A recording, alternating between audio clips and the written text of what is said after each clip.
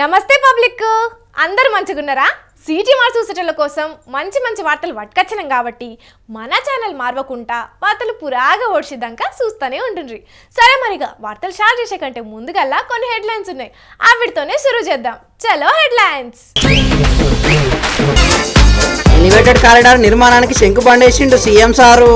నగరాభివృద్ధి కోసానికి ఆవరణ దీక్ష చేయాలన్నట కేటీఆర్.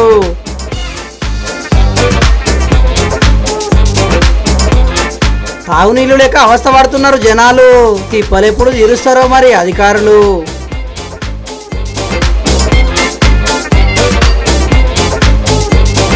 కల్తీ పిండి తయారు చేస్తున్నారు రేషన్ గోధుమలతోని. పోలీసులు పట్టుకొని లోపటేసిర్రు ఆధారాలతోని.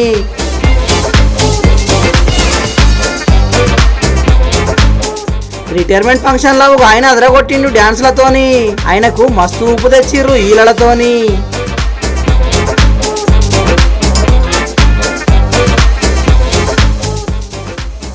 లైవ్ లోనే గుద్దుకున్న లీడర్లు.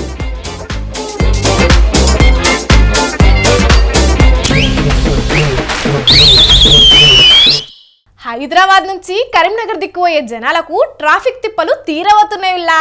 సిద్దిపేటకెంచి సిటీ దంకాచుడు ఒకెత్తైతే ఇక సిటీ ఎంట్రన్స్ దగ్గరకెంచి లోపటికచ్చుడు ఇంకో ఎత్తు అన్నట్టే ఉంటుంది పరిస్థితి. ఎప్పుడొచ్చినా అడ్డగోలు ట్రాఫిక్ జయంగా మస్తు తిప్పలవుతున్నాయి. ఇప్పుడు సర్కార్ కట్టబోతున్న ఎలివేటెడ్ కారిడార్తోని రాబోయే రోజుల్లో ట్రాఫిక్ తిప్పలన్నీ తీరబోతున్నాయి. మరి దాని ముచ్చట్లేందో అరుచుకుందాం పాండ్రుల్లా.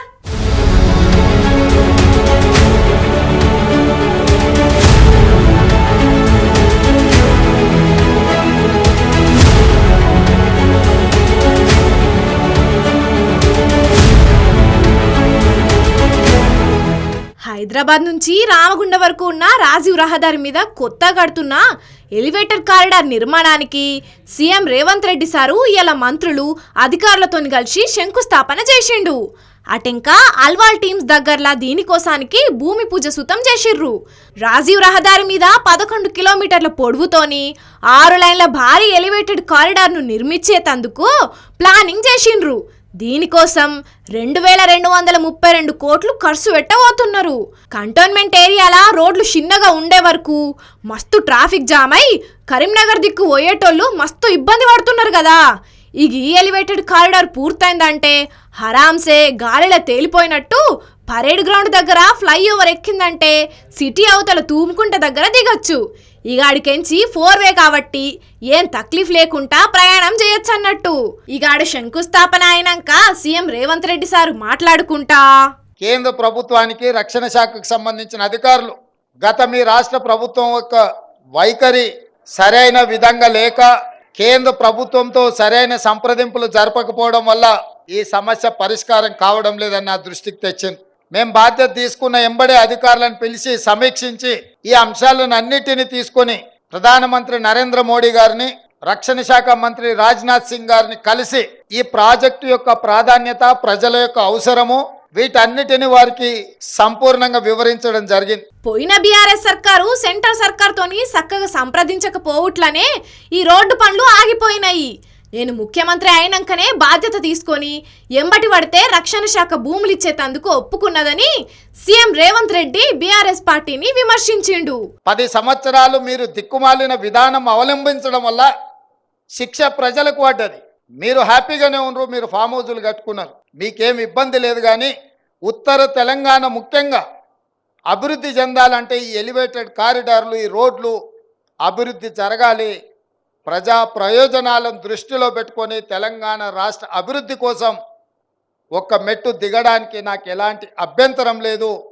ఇందులో రాజకీయ ప్రయోజనం లేదు. రాష్ట్ర ప్రభుత్వం యొక్క ప్రతిష్ట పెరుగుతుంది. తెలంగాణ రాష్ట్రం అభివృద్ధి చెందుతుంది. తెలంగాణ అభివృద్ధి కోసానికి మేము ఎంతైనా చేస్తామని అన్నాడు. అట్లనే ఈ నగరం అభివృద్ధి మీద కేటీఆర్ను ఏం చేయమన్నాడో ఈనుండ్రి. గతంలో కేసీఆర్ గారు చెప్పారు ఒక మాట, కేసీఆర్ చచ్చుడో తెలంగాణ వచ్చుడో అని. ఇప్పుడు కేటీఆర్ గారు కూడా ఆ స్ఫూర్తిని తీసుకొని కేటీఆర్ చచ్చుడో నగరానికి నిధులు వచ్చుడో రెండిట్లలో ఏదో ఒకటి తేలే విధంగా కార్యక్రమాన్ని తీసుకోవాల్సిందిగా ఆయన దీక్ష కూర్చుంటే మా కార్యకర్తలే కంచేసి కాపాడుతారు. దానికి మా మైనంపల్లి హనుమంతరావు గారిని పూర్తి బాధ్యత ఎందుకంటే పోలీసులు గిన మళ్ళీ ఆయనను అర్ధరాత్రి పూట దవాఖానకు తరలించకుండా మా హనుమంతన్నకు ఆ బాధ్యత అప్పచెప్తా. ప్రధానితోని మాట్లాడినందుకు మమ్మల్ని విమర్శించుడు కాదు, హైదరాబాద్ అభివృద్ధి కోసానికి కేంద్రం నిధులు ఇయ్యాలనే డిమాండ్తోని కేటీఆర్ ఆమరణ నిరాహార దీక్ష చేయాలని సెటైర్ వేసిండు. మొత్తానికైతే రెండు పార్టీల మధ్య మాటల వారు మాత్రం ఆగుతలేదు పోండ్రి.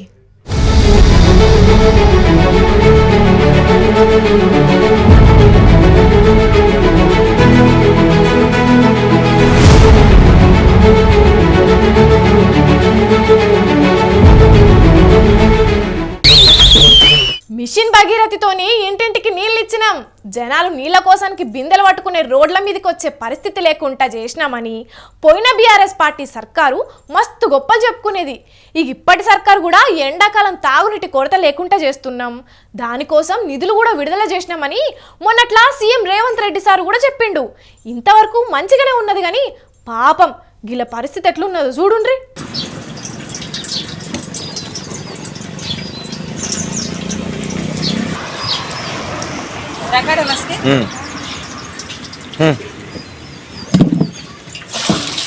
తలపున వారుతుంది గోదారి మనసేను మనసెలుక ఎడారి అని తెలంగాణ ఉద్యమం జరిగినప్పుడు ఉద్యమకారులు వాడుకునేది. తెలంగాణ వచ్చిన కాడ నుంచి ఇట్లా వాడుకునే పరిస్థితి కొంతవరకు తగ్గింది. గోదావరి నది నుంచి 100 కిలోమీటర్ల దూరాన ఉన్న ప్రాంతాలకు కూడా కాల్వల ద్వారా నీళ్లు పోతున్నాయి గాని గోదావరి పక్క పొంటే ఉన్న గ్రామాలకు మాత్రం నీళ్లు లేక మస్తు తక్లీఫ్ అవుతున్నది. అన్నమో రామచంద్రాన్ని కాదు నీళ్ళో రామచంద్రాన్ని బాధపడే పరిస్థితి మోపవుతున్నది అక్కడ. నిర్మల్ జిల్లా బాసర మండలం రవీంద్రపూర్లో ఉన్న ప్రజలు తాగునీళ్లు అరిగోసపడుతున్నారు. నల్లాలల్లా నీళ్లు సక్కరాక బొట్టు బొట్టు పట్టుకొని ఎలా తీసుకుంటున్నారు. 12 ఏళ్ల కింద అప్పటి ఎమ్మెల్యే వేణుగోపాలాచారి ప్రపంచ బ్యాంకు నిధులతో కట్టించిన వాటర్ ట్యాంక్ మొత్తం అస్తవ్యస్తమైందట.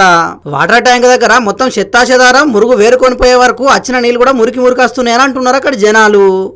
రాకపోవడానికి కారణం ఏంటంటే మా యొక్క మిషన్ భగీరథ మోటార్ గత వారం రోజుల నుంచి పనిచేయడం లేదు. కావున ఈ బాసర్లో కానీ రవీంద్రపూర్లో కానీ నీటి సరఫరా నిలిపివేయబడినది. మా రవీంద్రపూర్ స్కూల్ కాడ నుండి తిరిగి మళ్ళా హనుమాన్ టెంపుల్ వరకు రోడ్ వెండింగ్ వర్క్లో వాళ్ళు పైప్ లైన్ని మొత్తం డ్యామేజ్ చేయడం వల్ల లీకేజ్ జరుగుతుంది. ఆ వాటర్ ఇంటికి సప్లై కావడం లేదు.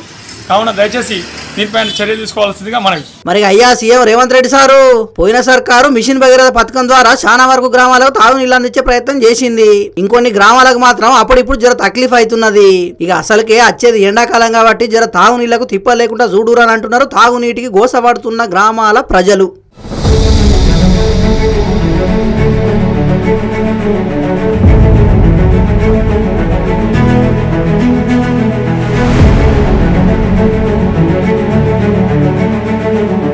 అరే ఏం కల్తీగాళ్ళు మోపైతున్నారు.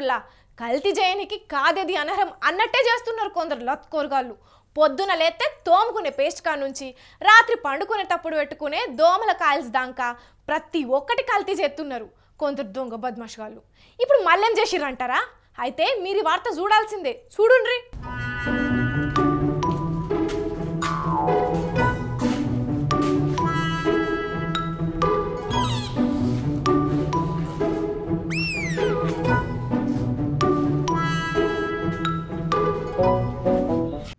చూస్తున్నారు అనుల్లా ఈ బత్తాలు ఏంటియో. సర్కారు పేదలకు అగ్గువ ధరకు రేషన్ షాపుల ద్వారా ఇచ్చే గోధుమలను గిర్ని పట్టించి గోధుమ పిండి తయారు చేసి అమ్ముతున్నారు. ఇట్లా అక్రమంగా పిండి పట్టించి జనాలకు అంటగడుతున్నారు. ఈ ముచ్చట తెలిసిన మెడ్చల్ ఎస్ఓటి ఆఫీసులు ఈ దందా చేసేటోళ్లను అరెస్టు చేసి లోపరేసిండ్రు. షేడ్ బషీర్బాద్ పరిధిలున్నటువంటి సుభాష్ నగర్ లా డీకేఎస్ ఫ్లోర్ మిల్ పై దాడి చేసిన అధికారులు 3200 కిలోల పీడీఎస్ గోధుమలను గోధుమ పిండిని స్వాధీనం చేసుకున్నారు. యూపీకి చెందిన సయ్యద్ తబీష్ అనే ఇద్దరు దోస్తులు కలిసి మధ్యప్రదేశ్ రాష్ట్రంలో సివిల్ సప్లై ద్వారా సరఫరా అవుతున్న గోధుమలను అక్రమంగా ఇక్కడికి తీసుకొచ్చి గోధుమ పిండి దందా చేస్తున్నారు.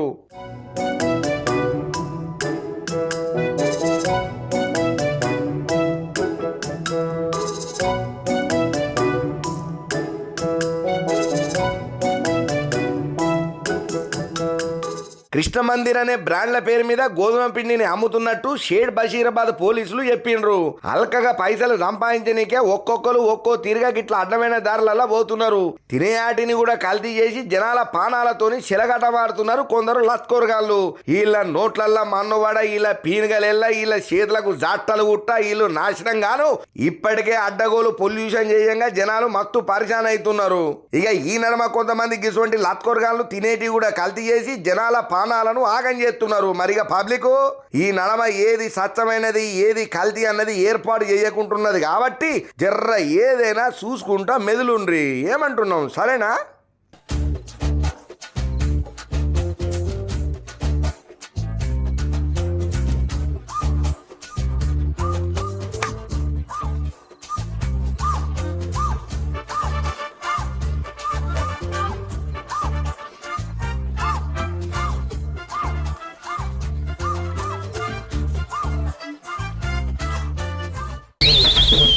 ఓ ఏడాది రెండేండ్లు అటు ఇటు కానీ 60 ఏండ్లు దాటి అంటే కొలువుల నుంచి రిటైర్ కావాల్సిందే. అయితే అట్లా రిటైర్ అయిన వాళ్ళకు ఏందో పోగొట్టుకున్నట్టు ఉంటుంది. ఎందుకంటే రోజు పనిచేసిన పానమాయే, దోస్తులాంటి తోటి ఉద్యోగులాయే. ఉన్నట్టుండి వాళ్ళందరినీ విడిచిపెట్టి రావాలంటే మస్తు బాధ అనిపిస్తుంటుంది. కొందరైతే ఏడుస్తారు కూడా. కానీ అదే గిడు రిటైర్ అయిన ఉద్యోగి ఏడ్చుడు కాదు, ఫుల్ ఖుషి అవుతున్నాడు.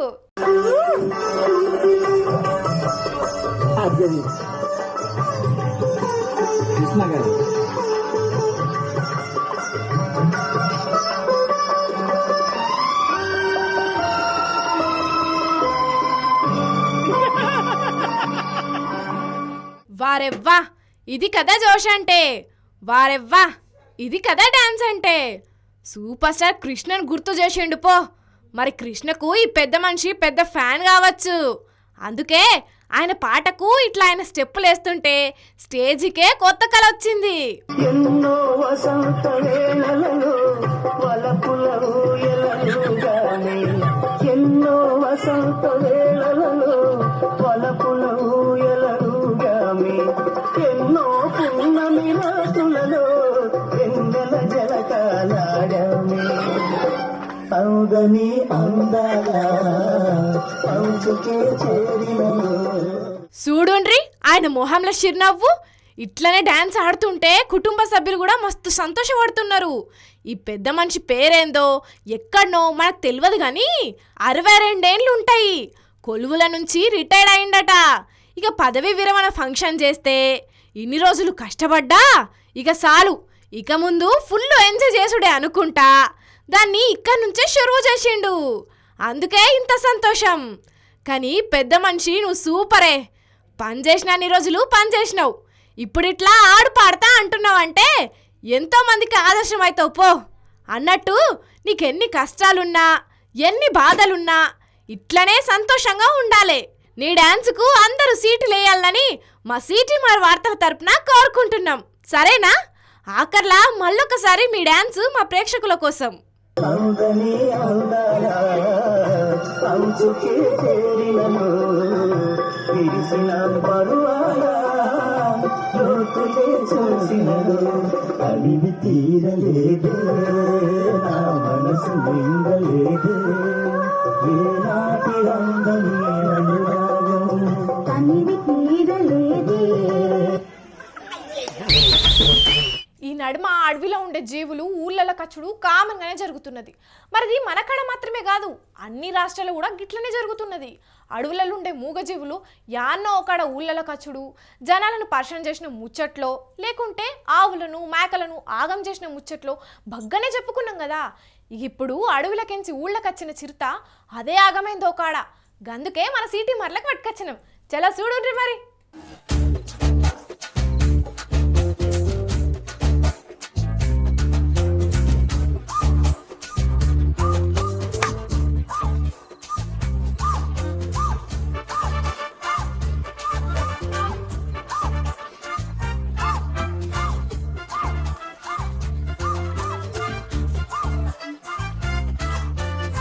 అరరే చిరుతకు భలే తిప్పలొచ్చింది కదా. ఎరక్కపోయి వచ్చి ఇరుక్కపోయింది అన్నట్టే అయింది పోండ్రి చిరుత పరిస్థితి. పాపం మరి దానికి దూపైందో లేకుంటే దాంట్లో తిననీకి ఏమన్నా దొరుకుతుందని అనుకున్నదో తెలియదు గాని బిందె తలకాయ పెట్టింది. మళ్ళా వెనకకు తీసుకుందామంటే తలకాయ బిందెలకెంచి బయటికి రాకపోయే వరకు ఆగమాగమైంది. మహారాష్ట్రలున్న ధూలే జిల్లాలుండే ఓ ఊళ్ళే జరిగింది ఇది. మంచినీళ్ళ కోసం అడవికించి ఊళ్ళకత్తే ఊళ్ళే కూడా దానికి నీళ్లు దొరకలేదు గాని జర్ర అటు ఇటు అయితే పానాలు పోయే కథకచ్చింది. పాపం చిరుత లబోదిబం అనే వరకు అక్కడున్నోళ్ళు చూసి ఫారెస్ట్ అధికారులకు ఫోన్ చేసిర్రట.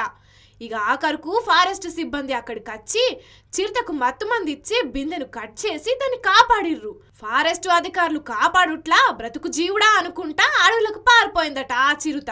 ఈ వీడియోను సోషల్ మీడియాలో పెట్టే వరకు ఇప్పుడు మస్తు వైరల్ అవుతున్నది. ఏం చేస్తాం, ఎంత పెద్ద జీవికైనా పరిస్థితులు అనుకూలంగా లేనప్పుడు గిట్లనే ఉంటది మరి. ఈ నడుమ ఆవులు మేకలు గొర్రెల మీద దాడి చేసిన చిరుతలను బగ్గనే చూసినాం గాని బిందెల మూతి పెట్టి అదే ఆగమయ్యే పరిస్థితి తెచ్చుకున్న చిరుతను మాత్రం దీన్నే చూస్తున్నాం అనుకుంటా కామెంట్లు పెడుతున్నారు కొందరు నెటిజన్లు.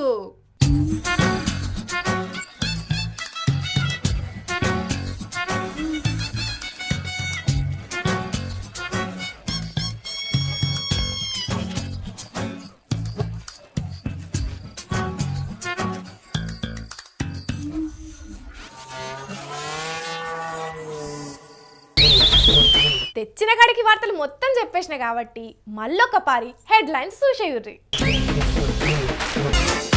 ఎలివేటెడ్ కారిడార్ నిర్మాణానికి శంకుబండేసిండు సీఎం సారు. నగరాభివృద్ధి కోసానికి ఆవరణ దీక్ష చేయాలన్నట కేటీఆర్.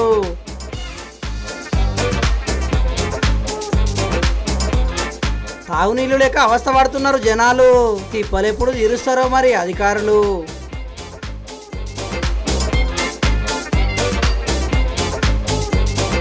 కల్తీ పిండి తయారు చేస్తున్నారు రేషన్ గోధుమలతోని. పోలీసులు పట్టుకొని లోపటేసిర్రు ఆధారాలతోని.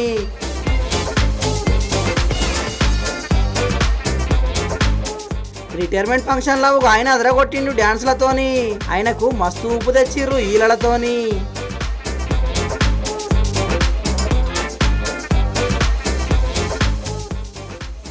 లైవ్లోనే గుద్దుకున్న లీడర్లు.